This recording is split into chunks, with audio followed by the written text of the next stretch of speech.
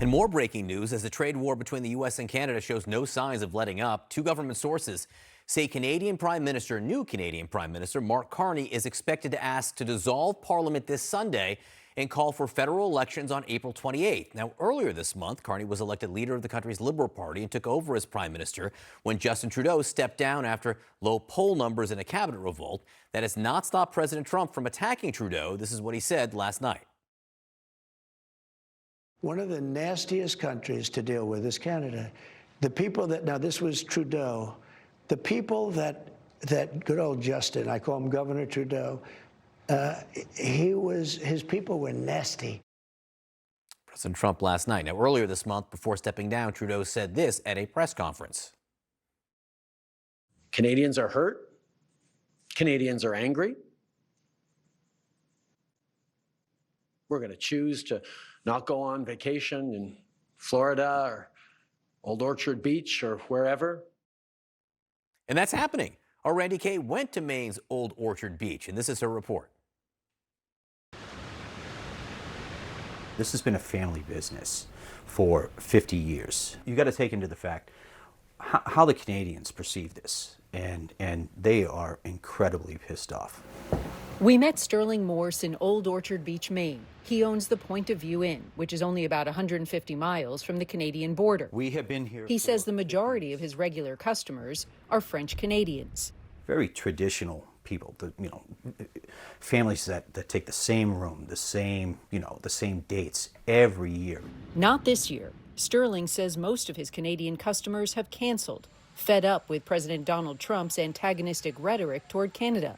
There's the threat of tariffs, too, and lately Trump has suggested redrawing the border between the two countries. It's affecting at least 90% of my business. Are you saying you've had 90% of your business canceled this year?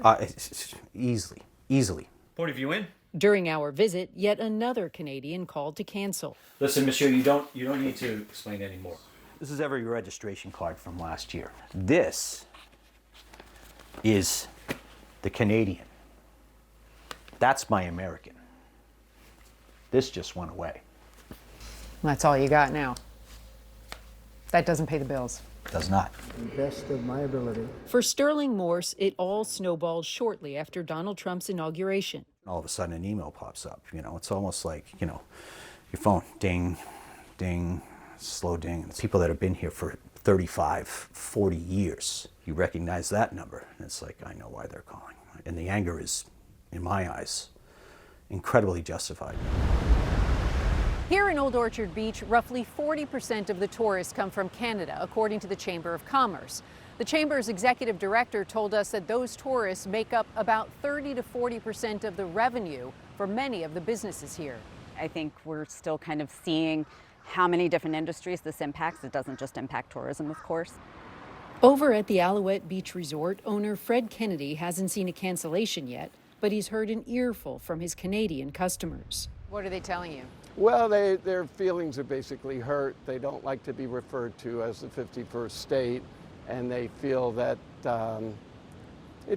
they just want to express themselves and in sort of a nationalistic way. As a innkeeper, hotelier, I'm concerned with losing any guests. I'm sort of cautiously optimistic that things will resolve themselves as time goes on.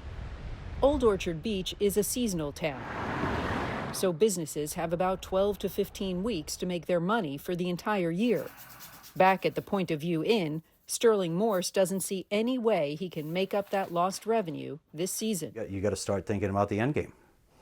The end game of 50 years of tradition, to be honest, yeah.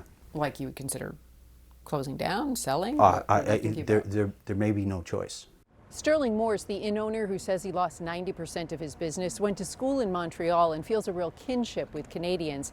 He told me that their anger is justified and he appreciates their renewed sense of nationalism. He also told me that he has tried to convince some of them to change their minds and to come anyway, but he says they are standing firm with Canada. Randy Kay, CNN, Portland, Maine.